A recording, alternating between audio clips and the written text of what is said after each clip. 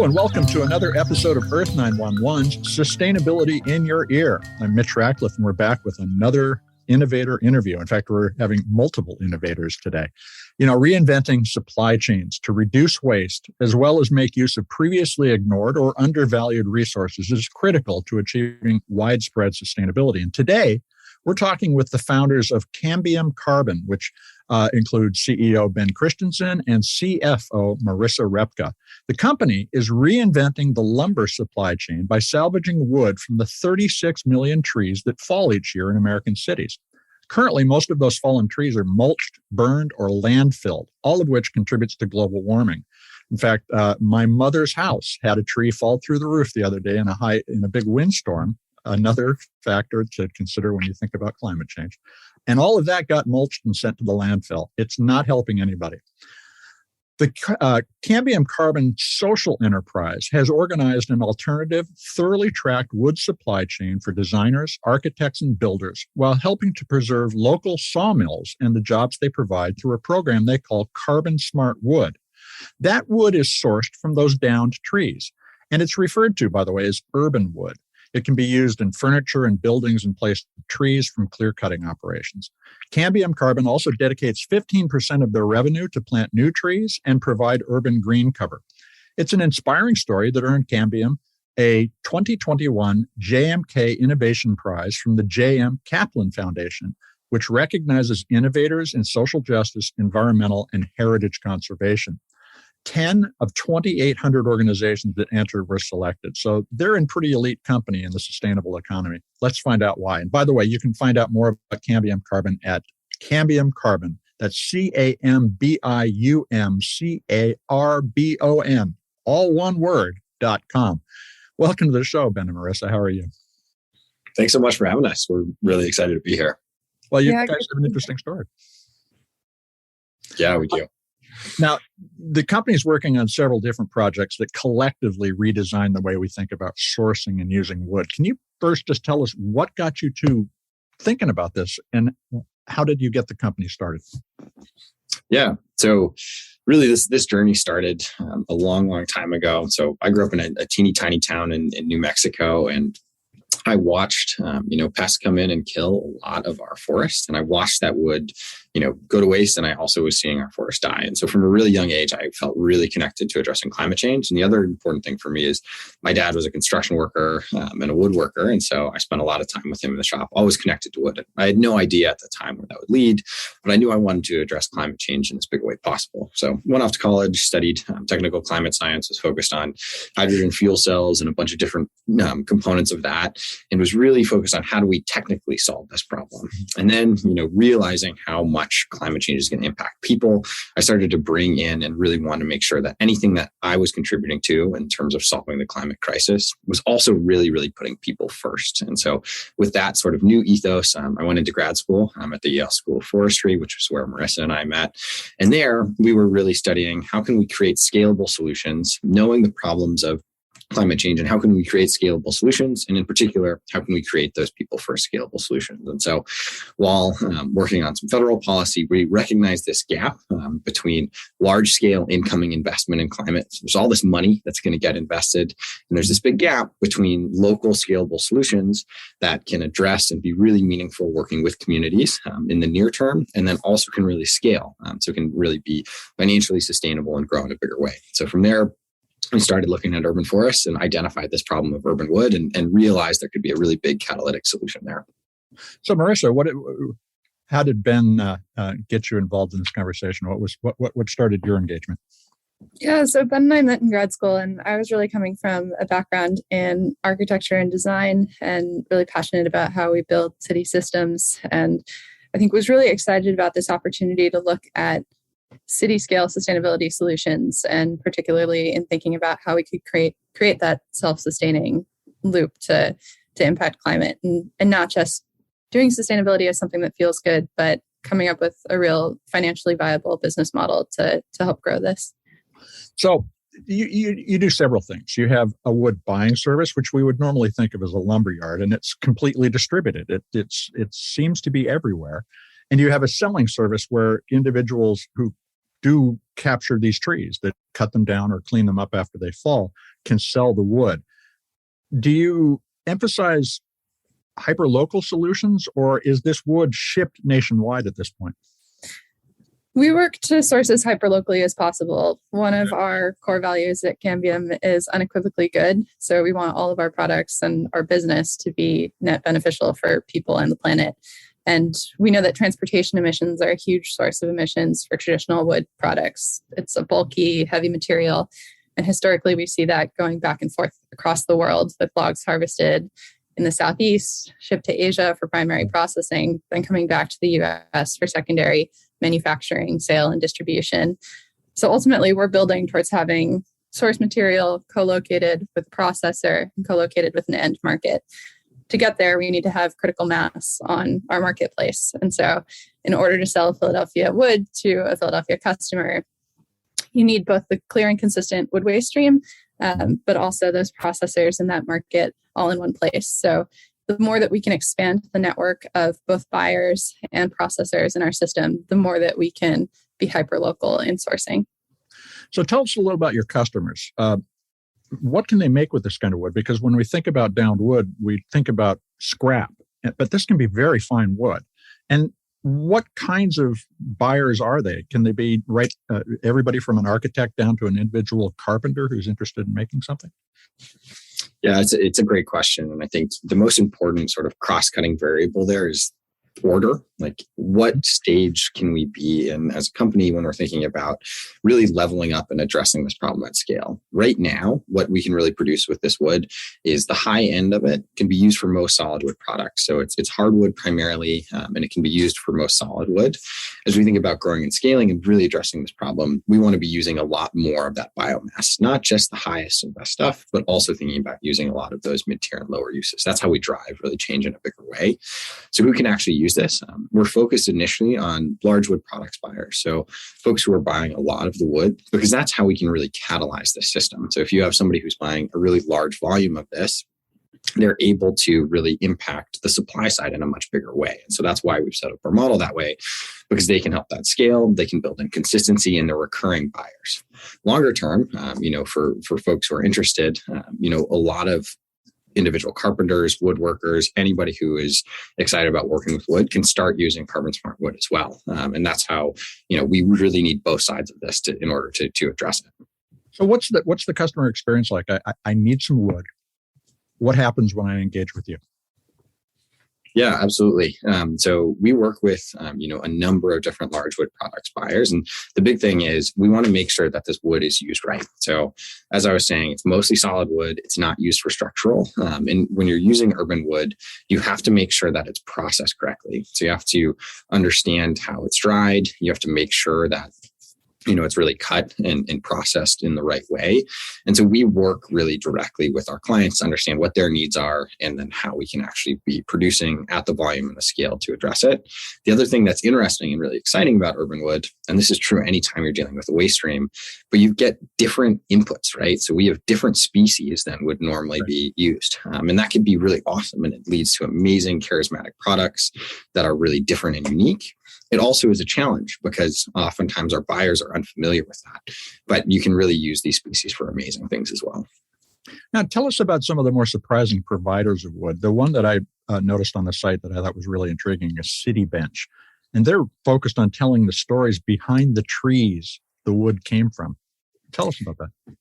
Yeah, so we work with amazing suppliers who are passionate about crafting quality products out of a salvaged resource. So they're experts in the art and science of milling, drying, and finishing wood. Many of those suppliers, like Zeb and Ted, the brothers behind City Bench in Connecticut, have worked for decades salvaging urban wood, often through informal partnerships with arborists and tree care companies. And our goal is to help them grow their businesses and also provide them with the technology to better track and communicate the story of their wood. So using our trace software, you can pinpoint a source tree and keep that information associated with finished wood products all the way to the consumer. So someone could look at a desk and say, hey, where did that tree fall? Right. Where did this wood come from? Who processed it? And then ultimately understand how it got to them. That's an interesting idea, and one that we're thinking about all the time in terms of the full life cycle impact of any product. But do you imagine a time when you might be able to say, look at your desk, see that it came from urban wood, then look at the end table and realize that it came from Asia or had been cut in America, sent to Asia and sent back? That's the kind of insight that consumers are really, I think, going to want sometime in the near future. Is this system potentially extensible into the entire lumber industry so that we could create that accountability? Yeah, it definitely is. And I think, what we think about a lot is, why do we need certifications right now? Why do we need to know exactly, why do we pay a third-party entity to tell us that our wood products were harvested sustainably, right?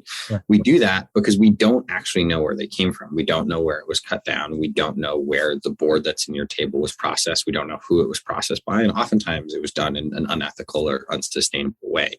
And so we need those third parties in order to do that. The amazing thing that we think we can catalyze is we can tell you exactly where it came from. We can tell you who moved it. We can tell you who processed it.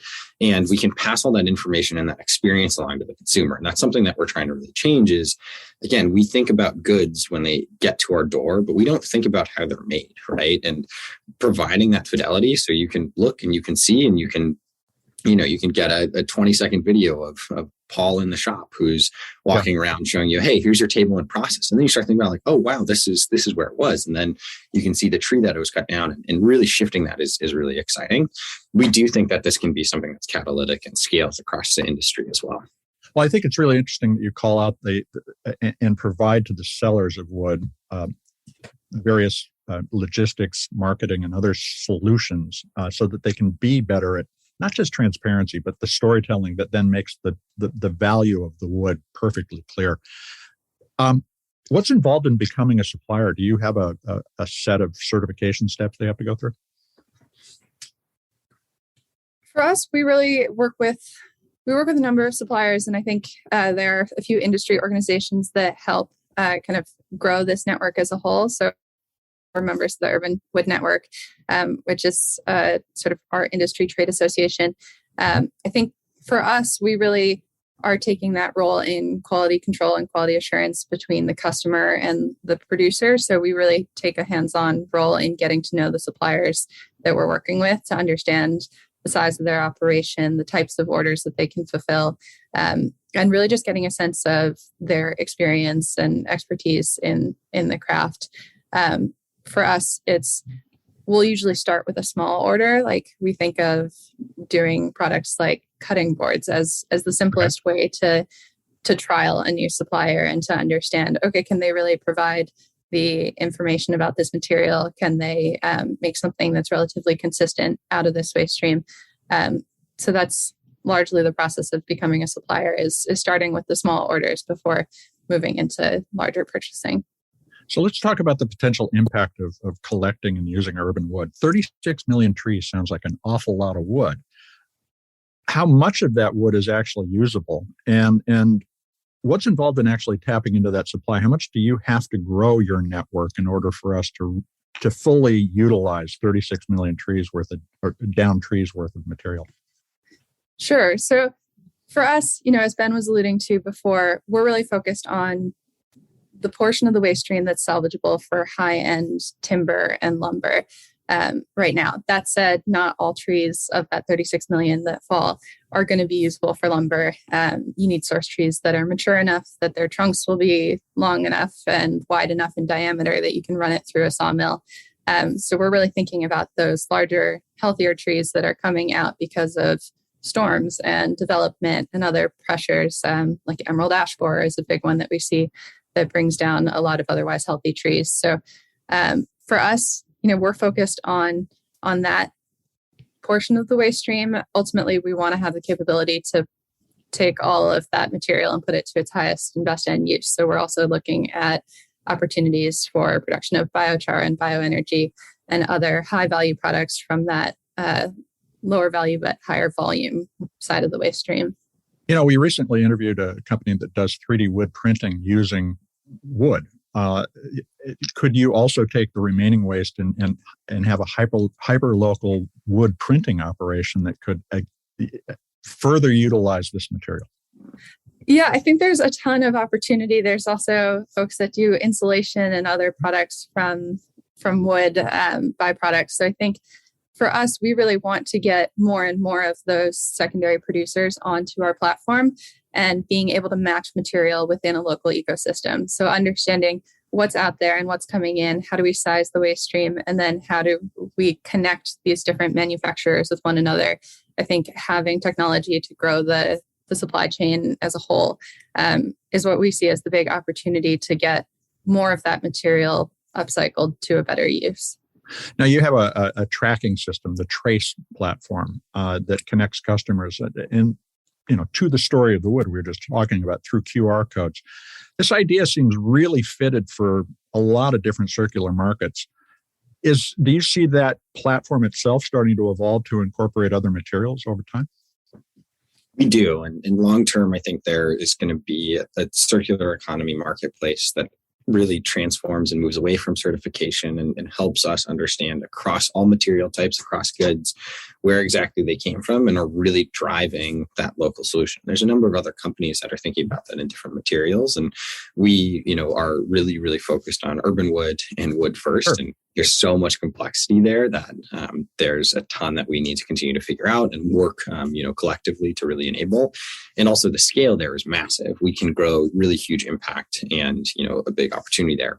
That said, definitely our ambition and where we want to take this is beyond it. So that's both pushing other industries with, showing this as an example of thought leadership and how we can really demonstrate, full fidelity over chain of custody.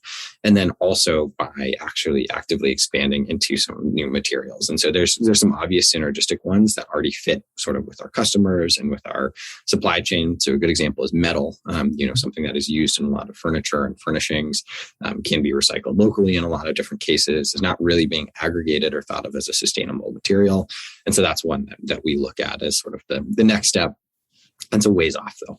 Sure. Now, and it's obvious that you start with a higher value material and really emphasize the value so that you can support the evolution of this platform. Do you imagine this can be used for low cost commodities in the future? And when you think about that, how far out do we have to go in time before it would be viable for this to be applied to, for instance, the screws that were in the furniture you bought? I think it will take a while to trickle down to the lower value material. I think, one of the big challenges in this system is creating efficiency of information input. So being able to have various processors in different stages or material handlers kind of checking in that material as it moves along its journey from source to customer. So I think it becomes easier to facilitate and lower kind of cost per individual unit as the technology improves. But ultimately, we want this to be as low lift as possible. And I think only when you can do that pretty efficiently does it make economic sense to do for lower value materials. But that also points to a very grassroots economy where a lot of small organizations and a lot of people working in good but middle class jobs rather than impoverished jobs. Unfortunately, we have too many of those now. Could be participating in a very robust circular local economy where almost everything was made, sourced, recycled, and reused within a small area. That's a really remarkable vision. What advice do you have for others who are currently thinking about the materials they may deal with and trying to reduce waste and make a business of creating those jobs in that traceable system?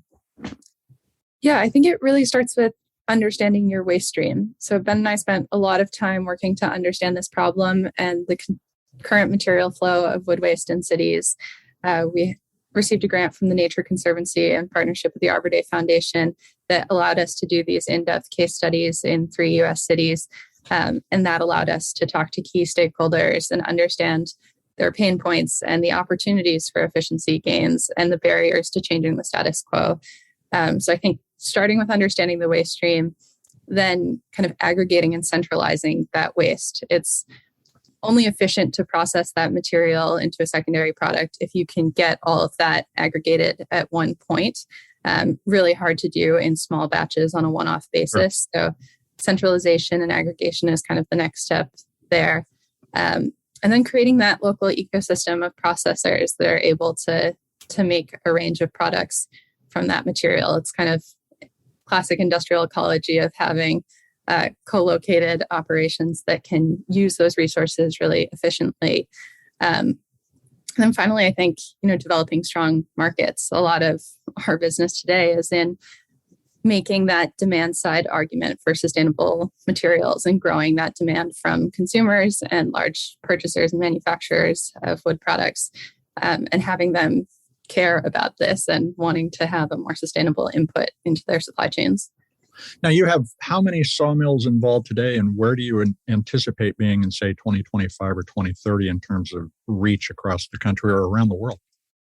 Sure. So we have about 45 folks who are actively on Trace right now. We work and have about 140 different folks within the broader network. And, to that point about how do we really build this effectively? The only thing I have to add to what Marisa is saying is it's really about partnerships for us. And as we've talked about throughout this, we have benefited so much from the experience and the work and the enabling, conditions that have been, helped put there by the Wood Network, by the Forest Service, by all of these local producers who really have such deep, specific knowledge in their space. And we really believe that it's a rising tide lifts all boats space, where if we can help create those enabling conditions, we can help all of these local producers be more effective and connect to bigger and bigger jobs. And then that connects to a lot of waste coming out of the waste system.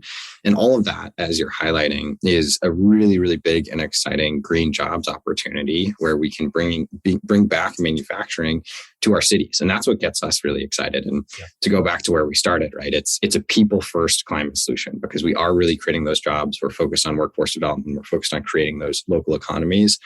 And the waste stream, solving that is a huge, huge climate opportunity. And we didn't even talk about, but it's really important for us. But we reinvest 15% of all of our profits back into local trees. And that's a huge commitment. We're a public benefit corporation. We really want to be catalyzing how we think about forests and cities.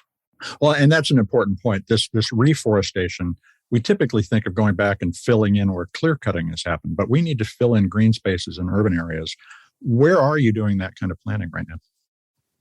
Yeah, so we're doing that in the cities that we're processing material. So as we grow, we're developing more planting projects in specific regional hubs. But for us, that focus on urban trees is really important, not just because we're regenerating the source of this material, but because of all of the co-benefits that they offer to city residents. And for us, that's a really important thing in thinking about urban heat island effect and how to reduce, rising temperatures in our cities, air pollution mitigation, all sorts of mental health benefits that come from having trees around us. So that's something that Ben and I are both really passionate about. And we want to see this as being something that is beyond a sustainable material, but really a regenerative one, and one that is able to reforest our cities and create that financial engine to power replanting. Well, I'll tell you, this is an inspiring vision, and I'm glad you took the time to share it with us today. So our listeners want to buy some wood. Where do they start? Yeah, so there's sort of two places, and we'll have a lot more opportunities for it. So if you sign up for our newsletter on cambiumcarbon.com, you'll understand and see as we continue to grow this marketplace and where you can buy it. I would say there's two places right now. One is by reaching out to us. If you're interested in a bigger project or anything custom built, feel free to reach out. We have a form that we do intake on that. And then the other way is by connecting with your local producers as well. So there's lots of these local shops all over the place that do this. And, again, we help large buyers really aggregate and grow that. And that's really catalytic. And we also are always trying to help our customers access sell their products more effectively. So you can look up Urban Wood and search your city, and you'll likely find a number of folks who are doing this type of salvage work. We probably work with them. So wins with them or wins with us, and we love to share the love. Well, Ben and Marisa, thanks very much for taking the time to talk with the Earth911 community about Cambium Carbon. Thank you so much. We're really excited. We've been talking with Ben-Christensen. He's the CEO, and marisa-repka, the CFO at Cambium Carbon. And of course, you can find out more at cambiumcarbon.com. Cambium Carbon is all one word, no dash. This is Earth 911, Sustainability in Your Ear. We will be back, of course, with another innovator interview soon. But in the meantime, I hope you take a few minutes to share or check out for yourself for the first time the more than 250 shows we've had on conversations about creating this circular economy. There are plenty of ideas out there. The question is, who's going to take up those ideas and make them reality? Could it be you? I hope so, because there's plenty to do and plenty of work to go around. Take care of yourself, take care of one another, and let's all take care of this beautiful planet. Until we meet again, have a green day.